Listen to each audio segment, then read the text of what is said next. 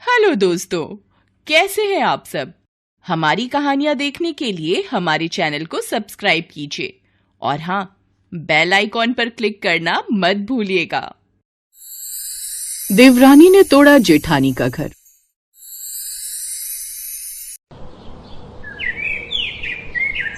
अनामिका और सीमा दोनों ही देवरानी जेठानी थी, लेकिन अनामिका जो कि देवरानी थी, उसे सीमा बिल्कुल भी अच्छी नहीं लगती थी और वो अक्सर ही उससे जला करती थी। ऐसे ही एक दिन जब सीमा सब लोगों का खाना बनाकर टेबल पर खाना लगाने के लिए प्लेट्स लेकर जाती है, तभी अनामिका रसोई में आकर कहती है, ये सीमा दीदी सबसे पहले खाना बनाकर न जाने क्या दिखाना चाहती हैं, जैसे इन्हीं पूरे घर का काम आता है और हम लोग तो यहाँ कुछ करते ही नहीं है। अनामिका ने ये बोला और उसके बाद तुरंत ही सीमा के बनाए हुए खाने के अंदर मसाले की मिलावट कर दी और हंसते हुए कहने लगी, जब सब लोग सीमा दीदी के खाने की बुराई करेंगे, अरे मैंने बोला था कि आप सब्जी बना दो, मैं रोटी बना देती हूँ, लेकिन खुद ही कहने लगी कि नहीं मैं सब कुछ कर लूंगी। मैं सब जानती हूँ, ये सब कुछ वो नंबर कमाने के लिए करती हैं। अब अनामिका वहां से मुस्कुराती हुई चली जाती है, जिसके बाद सब लोगों के लिए खाना लगा देती है। सीमा के पति प्रदीप को खाने पीने का बहुत ज्यादा शौक था।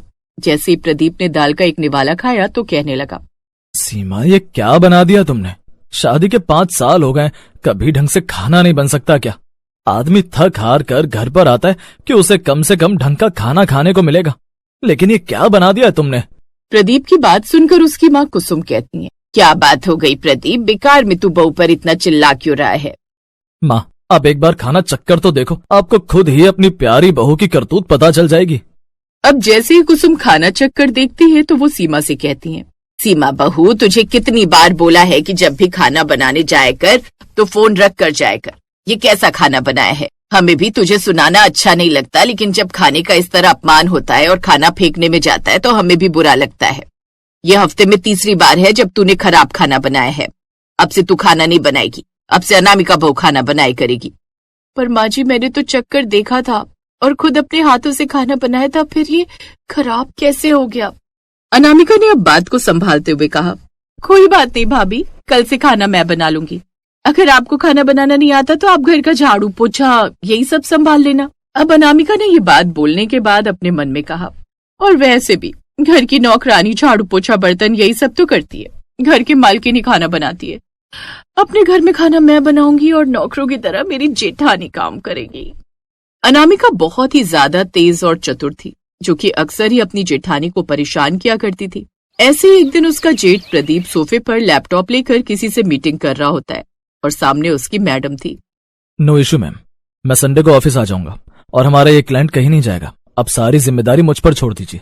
ये बात सुनने के बाद अनामिका ने अपने मन में कहा, मैं तो अपनी जेठानी की जिंदगी में और भी तरह से आग लगा सकती हूँ, अब देखो मैं क्या करती हूँ। इसके बाद अनामिका अपने कमरे में बैठी हुई सीमा के पास जाती है और उसे कहती है, भाभी आप यहाँ घर के कामों में लगी रह जाओगी। वहाँ पर प्रदीप भैया किसी से संडे को मिलने की बात कर रहे थे और लैपटॉप पर उससे बात कर रहे थे और मुझे देखते ही उन्होंने लैपटॉप बंद कर दिया। अनामिका तेरे भैया मुझे बताकर गए कि वो इम्पोर्टेंट मीटिंग अटेंड कर रहे हैं, इसीलिए तो मैं उन्हें डिस्टर्ब नहीं कर रही और कमरे में बैठी हूँ। दीदी आप कितनी भोली हो, आप कुछ समझती नहीं हो। अरे भैया अगर कोई मीटिंग अटेंड कर रहे होते तो फिर मुझे देखकर लैपटॉप बंद थोड़ी करते, और वैसे भी संडे के दिन कौन सी मीटिंग होती है, उस दिन तो सारे ऑफिस बंद होते। अभी भी बोल रही हूँ अपने पति पर थोड़ी सी लगाम लगा लो, वरना वो हाथ से निकल जाएंगे। हाँ। अनामिका इस तरह अपनी जेठानी के घर में आग लगा देती है, जिसके बाद अब सीमा के दिल में भी यही बैठ जाता है कि उसका पति प्रदीप उसे धोखा दे रहा है। संडे के दिन प्रदीप ऑफिस जाने के लिए तैयार हो रहा था, तभी सीमा उसके पास आई और कहने लगी, क्या बात है प्रदीप, संडे के दिन भी ऑफिस जा रहे हो? ऐसा भी कौन सा जरूरी काम है? एक क्लाइंट के साथ इंपॉर्टेंट मीटिंग है सीमा, मैं समय से आ जाऊंगा, तुम्हें मैंने पहले ही बता तो दिया था। अब मेरी तबीयत बिल्कुल भी ठीक नहीं है प्रदीप, आज काम पर मत जाओ। सीमा मैं ये काम कैंसिल नहीं कर सकता, वरना हमारी कंपनी को बहुत ज्यादा नुकसान हो जाएगा, मुझे जाना पड़ेगा, मुझे माफ कर। प्रदीप ये बोलकर काम पर चला जाता है, जिसके बाद अनामिका को अपनी जेठानी को भड़काने का और मौका मिल जाता है और वो खूब उसके कान भरती है। ऐसे एक दिन ऑफिस की पार्टी होती है और अनामिका ने फिर से सीमा के पास आकर कहा, भाभी आज तो प्रदीप भैया के ऑफिस में पार्टी है ना, आप नहीं जा रही? आप अभी तक तो तैयार भी नहीं हुई। अनामिका उस पार्टी में मुझे नहीं बुलाया गया, सिर्फ वही जा रहे हैं, इसलिए तो मैं तैयार नहीं हुई। ये तो गलत बात है ना भाभी, मेरे पति तो मुझे हर पार्टी में लेकर जाते, इनफैक्ट मैं तो उन्हें अपने अलावा कहीं जाने ही नहीं देती। आजकल के जमाने में किसी का क्या ही भरोसा। पता नहीं आप अपने पति पर इतना विश्वास कैसे कर लेती हो। अनामिका की बातें फिर से सीमा के दिल में तीर की तरह चुभ जाती हैं, जिसके बाद अब सीमा सीधे ही अपने पति प्रदीप के पास जाती है और कहती है, मैं सब जानती हूँ प्रदीप कि तुम ये सब क्यों कर रहे हो। तुम्हारा ऑफिस में किसी के साथ चक्कर चल रहा है और तुम उसी को लेकर पार्टी में जाना चाहते हो ना, तभी तो तुम मुझे अपनी पार्टी में लेकर नहीं जा रहे हो। ये कैसी बातें कर रही हो तुम सीमा, मेरी जिंदगी में तुम्हारे अलावा कोई नहीं है। सब जानती हूँ मैं, ये संडे के दिन मीटिंग पर जाना, लैपटॉप लेकर घंटों के लिए ड्राइंग रूम में बैठे रहना, पार्टी में जाना, वो भी अपनी पत्नी को बिना लिए। तुम गलत समझ रही हो सीमा, वहां पर सिर्फ लड़के आ रहे हैं इसीलिए मैं तुम्हें लेकर नहीं जा रहा हूँ। फिर कोई ऐसी पार्टी होगी जिसमें लड़कियां आएंगी तो फिर मैं तुम्हें लेकर चला जाऊंगा। वैसे भी मैंने अपने सारे सोशल मीडिया हैंडल्स पर तुम्हारी फोटो लगा रखी है, सबको पता है कि मैं मैरिड हूँ। प्रदीप जी, आजकल के जमाने में लड़कियां मैरिड बंदे पर भी डोरे डालने से पहले एक पल नहीं सोचती, और आप मुझे बेवकूफ बनाने की कोशिश मत कीजिए। मैं सब जानती हूँ कि आप क्या कर रहे हैं। अब मैं ये सब और नहीं सह सकती, इससे तो अच्छा है कि मैं रिश्ता खुद ही तोड़ दूं। कल को आप किसी और औरत के लिए मुझे छोड़ो, उससे अच्छा है कि मैं ही आपको छोड़ दूं। सीमा ये बोलती है और बहुत ज्यादा भावना में बह जाती है और उसके बाद अपना घर छोड़कर अपने मायके चली जाती है। पर प्रदीप भी पार्टी में नहीं जाता और अपना कमरा बंद करके वहाँ बैठ जाता है। अनामिका ये सब कुछ देखकर भी बहुत ज्यादा खुश थी और उसे जरा भी फर्क नहीं पड़ रहा था और उसने खुद से कहा, लो कर लो बात। अब जेठानी की तो छोटी सी माचिस में आग लग गई और अपने मायके जाकर बैठ गई। अब आएगा ना मजा, अब इस पूरे घर पर मेरा राज चलेगा। इसके बाद में अनामिका अगले दिन सुबह उठकर पूरे घर का काम करती है और उसके बाद झाड़ू पोछा करके सब लोगों के लिए नाश्ता बना देती है। सभी लोग नाश्ता करने बैठे हुए थे, लेकिन प्रदीप नाश्ता करने नहीं आया था। अनामिका ने अपनी सास से पूछा, क्या बात है माँ जी, प्रदीप भैया तो नाश्ता करने के लिए आए नहीं। क्या बताऊं बहू, उसने तो रात से ही कुछ नहीं खाया है, बस कमरा बंद करके बैठा हुआ है। खैर तू ये सारी बातें छोड़, अपने आप ही थोड़ी देर में वो शांत हो जाएगा। तू सबसे पहले कपड़े धो दे और उसके बाद पापड़ बनाकर धूप में सुखा दे। अब अनामिका को सारे घर का काम खुद करना पड़ता है और उसे एहसास होता है कि सीमा उस पर जरा सा भी जोर नहीं आने देती थी और सारा काम खुद ही किया करती थी। इसके बाद अनामिका खुद ही परेशान होकर अपनी जेठानी के मायके जाती है और माफी मांगते हुए कहती है, भाभी मुझे माफ कर दीजिए, सब कुछ मेरा किया हुआ है। दरअसल प्रदीप भैया सच में बहुत अच्छे हैं। उस दिन उन्हें मीटिंग करते हुए मैंने देख लिया था। उन्होंने मुझे देखकर लैपटॉप बंद नहीं किया था। मैं बस चाहती थी कि इस घर पर मेरा राज चले, लेकिन आपके जाने के बाद मुझे आपकी कमी का एहसास हुआ। अनामिका तुम ऐसा कैसे कर सकती हो? एक देवरानी की वजह से एक जेठानी का घर टूट जाता। शायद मैं इस चीज के लिए तुम्हें कभी माफ ना कर पाऊं। अब सीमा वापस आ जाती है और उसे देखकर प्रदीप भी बहुत ज्यादा खुश हो जाता है और उसकी पहले से भी ज्यादा फिक्र करने लगता है। वहीं सीमा शुरू में तो अनामिका को माफ नहीं करती, लेकिन धीरे धीरे उसे माफ करने लगती है।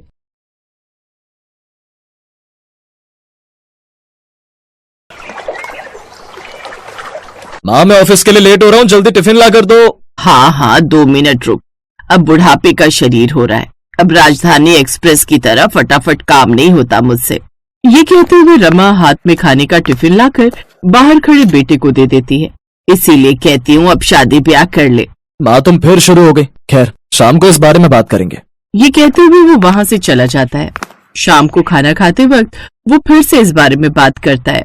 माँ वो मैं आपको बताना चाहता हूँ कि मैं एक लड़की को पसंद करता हूँ और शादी करना चाहता हूँ।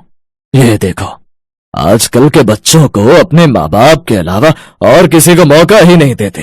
देख बेटा, मुझे लव मैरिज और अरेंज मैरिज से कोई फर्क नहीं पड़ता, बस लड़की अमीर घर की होनी चाहिए। वो है ना। हाँ माँ, वो अपने माँ बाप की इकलौती संतान है और उसके पिता का खुद का अच्छा कारोबार है। अच्छा, फिर तो मुझे कोई प्रॉब्लम नहीं है, तू हमें लड़की से मिलवा दे। ये सुनकर बड़ा बेटा तो खुश हो जाता है, लेकिन छोटे बेटे निखिल का चेहरा उदास हो जाता है और कुछ देर बाद खाना खाकर वो सब कमरे में चले जाते हैं। अरे निखिल, तो इतना परेशान क्यों लग रहा है? और तूने निधि के बारे में माँ को क्यों नहीं बताया? आपने सुना नहीं भैया माँ ने क्या कहा? लड़की अमीर होनी चाहिए, और आपको तो मैंने निधि के बारे में बताया ही है कि वो गरीब घर की है, तो पता नहीं माँ इसके लिए मानेगी या नहीं। अरे तू चिंता मत कर, मेरी शादी के कुछ महीने बाद तू भी उससे शादी कर लेना, फिर सब ठीक हो जाएगा। सास शुभम का रिश्ता लेकर अमीर बहू रश्मि के घर जाती है।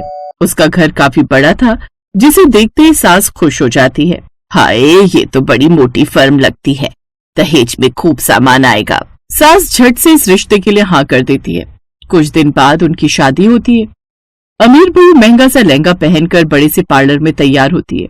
फिर दोनों की शादी एक बड़े बैंकेट हॉल में हो जाती है और अब अमीर बहू अपने ससुराल आ जाती है। उसके साथ ढेर सारा सामान भी आता है जिसमें महंगा महंगा किचन का सामान होता है, जैसे माइक्रोवेव, ओवन, नॉनस्टिक बर्तन, डबल डोर फ्रिज और भी ढेर सारे आइटम्स, जिन्हें देख सास खुश हो जाती है। फिर शादी की बाकी की रस्मों के बाद रश्मि अपने कमरे में आराम करने चली जाती है। अगले दिन वो अपनी पहली रसोई में काम करने चली जाती है। ओह गॉड, ये रसोई तो कितनी छोटी और ओल्ड फैशन है, यहाँ तो फैन भी नहीं है। फिर वो सबके लिए अपनी पहली रसोई में मूंग दाल का हलवा बनाती है। सबको उसके हाथ का हलवा बड़ा पसंद आता है। ऐसे कुछ दिन बीत जाते हैं और एक रोज रमा का छोटा बेटा निखिल अपनी पसंदीदा लड़की निधि से शादी कर लेता है और शादी करके घर आ जाता है। ये तूने क्या किया निखिल? तेरी माँ मर गई थी क्या, जो तूने मुझे बताना भी जरूरी नहीं समझा? वो बात नहीं है माँ, मैं निधि से प्यार करता हूँ और शादी भी उसी से करता, लेकिन अगर आपकी परमिशन लेता तो आप कभी नहीं मानते, क्योंकि ये गरीब घर की लड़की है। क्या तू एक गरीब को मेरे घर की बहू बनाकर ले आया? क्या क्या नहीं सोचा था मैंने, अमीर घर की बहू लाऊंगी, लेकिन तू तो इस गरीब को ले आया। ओफो माँ जी, अब ले ही आया तो कोई बात नहीं, अब अपना लीजिए ना उसे। हाँ माँ, वो भी तो इस घर की बहू ही है। अब रमा ना चाहते हुए भी उसे अपना लेती है। वो उसका गृह प्रवेश कराती है। शादी के कुछ दिन बाद ही वो दोनों बहुओं को अलग अलग रसोई दे देती है। बड़ी बहू को जहाँ बड़ी आलीशान रसोई देती है तो वहीं छोटी बहू को नीचे की छोटी पुरानी वाली रसोई देती है। अमीर बहू अपना महंगा सामान और अच्छे अच्छे बर्तन अपनी रसोई में रखती है, जबकि छोटी बहू की रसोई छोटी होती है जिसमें पहले के ही बर्तन रखे हुए थे। एक रोज, पता नहीं देवरानी जी, तुम इतनी छोटी सी रसोई में खाना कैसे बना लेती हो? ऊपर से इसमें कोई पंखा भी नहीं है। पता है, तुम्हारे आने से पहले जब मैं इस रसोई में खाना बनाती थी तो मुझे तो बड़ी मुश्किल होती थी, लेकिन अब मैं अपने आलीशान रसोई में बहुत खुश हूँ। वो तो एक कमरे जितना बड़ा है। नीचे की रसोई में तो खड़े होते हुए भी मेरा दम घुटता है। अब रसोई कैसी भी हो, काम तो करना ही है और मुझे आदत है। मेरे गरीब घर में हम कमरे में ही खाना बनाते थे, तो यहाँ तो तब भी रसोई घर अलग है, इसलिए आप फिक्र मत कीजिए, मैं कर लूंगी। अब देवरानी अपनी नीचे की रसोई में खाना बनाती और बड़ी बहू अपने ऊपर की रसोई में खाना बनाती। अमीर बहू का पति कमाई भी अच्छी करता था, इसलिए वो रोज अलग अलग तरह का टेस्टी खाना बनाती, जैसे कभी मटर पनीर, कभी शाही पनीर, कभी दाल मखनी। उधर गरीब देवरानी दाल या कोई एक सूखी सब्जी बनाती। बड़ी बहू ऊपर से नीचे अपनी सास के लिए खाना लेकर आती है। ये लीजिए माँ जी। अरे वाह, देखो इसे कहते हैं अमीरों का खाना। एक तू है जो इतने बढ़िया बढ़िया पकवान बनाकर देती है मुझे, और एक ये गरीब है जो एक सब्जी पकड़ा देती है, वो भी सूखी रोटी के साथ। माँ जी, अब उसने अपने यहाँ जैसा खाया है वैसा ही तो बनाएगी ना। वो बार बार अपनी गरीब देवरानी को ताने देती रहती। ऐसे कुछ दिन बीत गए। कुछ दिन तक तो ये सब बड़ी बहू को अच्छा लगता, लेकिन फिर वो काफी थक जाती। उफ, बार बार ऊपर नीचे करके तो मेरी हालत ही खराब हो जाती है। ऊपर से इतनी बड़ी रसोई और उसमें ढेर सारा सामान है कि उसको सफाई करते करते तो नानी याद आ जाएगी। अब मैं कैसे अकेले से साफ करूं? उसकी ये बात उसकी देवरानी सुन लेती है। आप चिंता मत कीजिए जेठानी जी, मैं आपकी हेल्प कर दूंगी। रश्मि भी सफाई के लिए टेबल के ऊपर चढ़ी हुई थी कि इतने में उसका पैर फिसल जाता है और वो नीचे गिर जाती है, जिससे उसकी कमर में चोट आ जाती है। मेरी कमर! अरे जेठानी जी, क्या हो गया आपको? निधि जल्दी से सबको बुला कर लाती है, जिसके बाद शुभम डॉक्टर को फोन करता है। गिरने के कारण इनकी रीढ़ की हड्डी में चोट आ गई है, इन्हें कुछ दिन बेड रेस्ट पर रहना होगा। क्या 1 हफ्ते तक? नहीं, इतने दिनों तक बिस्तर पर रहूंगी तो मेरे ऊपर की रसोई में काम कैसे होगा? ये आप कैसी बातें कर रही हैं जेठानी जी? भले ही हम दोनों की अलग अलग रसोई है, लेकिन इसका मतलब ये नहीं कि हम भी अलग हो गए। आखिर है तो हम सब एक ही परिवार। अब आपके साथ साथ इस घर के सभी सदस्यों की जिम्मेदारी मेरी। अब सास और जेठानी दोनों को निधि की अहमियत समझ आती है। साथ ही ये भी समझ आता है कि अमीर और गरीब होने से कुछ नहीं होता, इंसान का दिल अमीर होना चाहिए। हेलो दोस्तों, कैसे हैं आप सब? हमारी कहानियां देखने के लिए हमारे चैनल को सब्सक्राइब कीजिए और हाँ, बेल आइकॉन पर क्लिक करना मत भूलिएगा।